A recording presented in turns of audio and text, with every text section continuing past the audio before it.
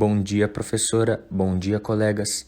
A apresentação a seguir trará aspectos da transparência e da boa-fé, que são direitos básicos do consumidor. O grupo é composto por Ana Piloto, João Artigas, Laura Cordeiro, Tiago Mota, Luan Schwember e Vitor Lobo.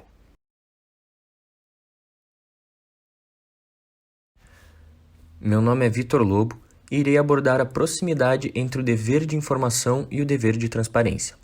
De acordo com o STJ, o direito à informação é uma das formas de expressão concreta do princípio da transparência e da boa-fé. Desse modo, a partir da soma entre esses dois princípios, o fornecedor passa a se ver obrigado a dar cabal informação sobre seus produtos e serviços oferecidos e colocados no mercado, bem como das cláusulas contratuais por ele estipuladas. Esta obrigação rege toda a execução do contrato, ou seja, o momento pré-contratual, a vigência do contrato, sua conclusão e o momento pós-contratual.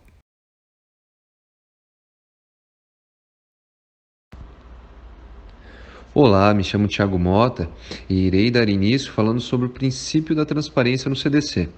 A palavra tem como significado qualidade ou condição do que é transparente.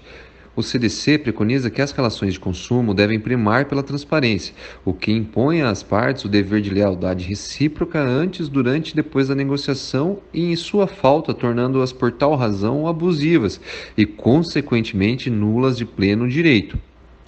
A transparência demonstra boa-fé ao ficar evidenciado de que não tem nada a esconder do seu consumidor, passando segurança e sendo honesto com o mesmo.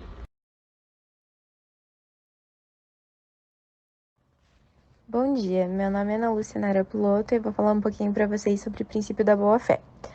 Como sabemos, o princípio da boa-fé ele é fundamental no direito privado brasileiro e, consequentemente, ele é um princípio máximo dentro do direito do consumidor, pois junto com o princípio da transparência, ele vai garantir a relação de equilíbrio entre o fornecedor e o consumidor.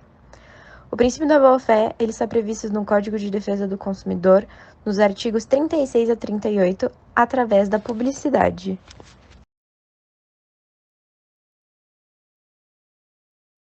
O meu nome é Laura e eu irei abordar o tema do princípio da boa-fé objetiva. O princípio da boa-fé objetiva representa regramento vital na legislação consumerista. Trata-se do princípio orientador de todo o sistema de defesa do consumidor. Importante salientar que, enquanto a boa-fé subjetiva diz respeito à intenção das partes, a ignorância do sujeito acerca de um fato modificador, impeditivo ou violador de seu direito, a boa-fé objetiva relaciona-se à atuação concreta das partes na relação contratual e é a incorporada pela lei consumerista.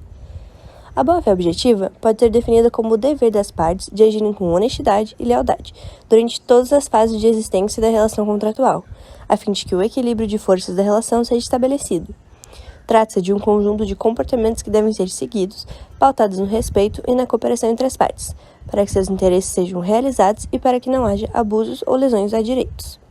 Deste modo, a boa-fé objetiva é uma pré-condição abstrata de uma relação ideal e deve guiar a ação do intérprete nos litígios concretos, especialmente os que envolvam os consumidores.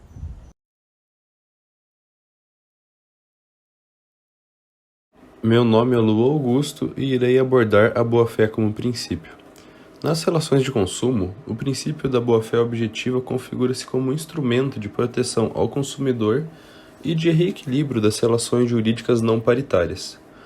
Observe-se como exemplo o artigo 4º, inciso 3º do Código de Defesa do Consumidor, o qual fala sobre a compatibilização da proteção do consumidor juntamente com a necessidade do desenvolvimento econômico e tecnológico, sempre com base na boa-fé e no equilíbrio das relações entre consumidores e fornecedores.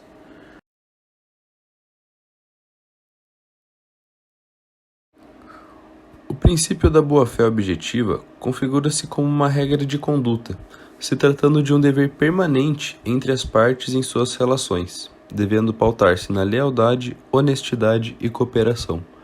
Como exemplo, podemos trazer o artigo 51, inciso 4º do CDC, o qual dispõe que são nulas de pleno direito as cláusulas contratuais relativas ao fornecimento de produtos e serviços que sejam incompatíveis com a boa-fé ou a equidade.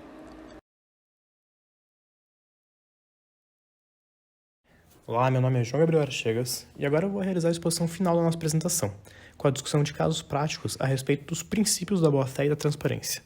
Iniciando com o princípio da boa-fé, nosso grupo trouxe uma apelação que foi julgada pelo Tribunal de Justiça do Rio de Janeiro.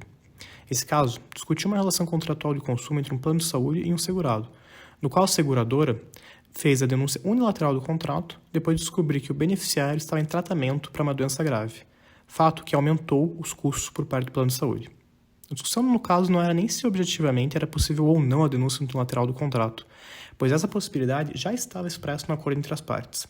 O que foi discutido é o momento dessa denúncia, se o momento era possível, porque essa denúncia só é feita no momento que o contrato passa a ser economicamente desvantajoso para o plano de saúde. Na decisão do tribunal, feita pela Segunda Câmara Civil do TJ do Rio, foi considerado que essa denúncia era abusiva justamente porque ela violava o princípio da boa-fé. Considerou-se que tratava-se de uma conduta desleal, que rompia a confiança que era esperada pela outra parte, tais deveres que são anexos ao princípio da boa-fé. Dessa forma, o princípio da boa-fé foi basilar para sustentar a mudança de decisão feita por parte do TJ do Rio de Janeiro. Agora o nosso grupo se volta para a discussão de um caso prático do princípio da transparência, que também foi julgado pelo TJ do Rio de Janeiro por meio da sua segunda Câmara Civil. Nesse caso, trata-se da compra e venda de um veículo, no qual o consumidor adquiriu lá no ano de 2000 um veículo da linha de 2001. No ano seguinte, em 2001, por meio de um jornal, esse consumidor ele acabou descobrindo que o veículo que ele havia comprado no ano anterior sofreu mudanças significativas na sua versão nova, que foi lançada no ano de 2001, o que importou um prejuízo econômico por meio da desvalorização que o veículo dele havia sofrido com essa mudança. Acontece que esse consumidor não havia sido informado a respeito dessa mudança que viria acontecer no ano seguinte, ao momento que ele comprou o carro. Na decisão do tribunal, foi considerado que havia procedência dessa indenização justamente porque havia falta de transparência por parte da concessionária, que não prestou as informações necessárias ao consumidor para que ele soubesse das modificações que viriam ser realizadas nos veículos daquela linha e, portanto, na desvalorização que seu produto poderia vir a sofrer no ano seguinte. Dessa forma, o princípio da transparência foi, também nesse caso, imprescindível para que o Tribunal de Justiça do Rio de Janeiro sustentasse a sua decisão.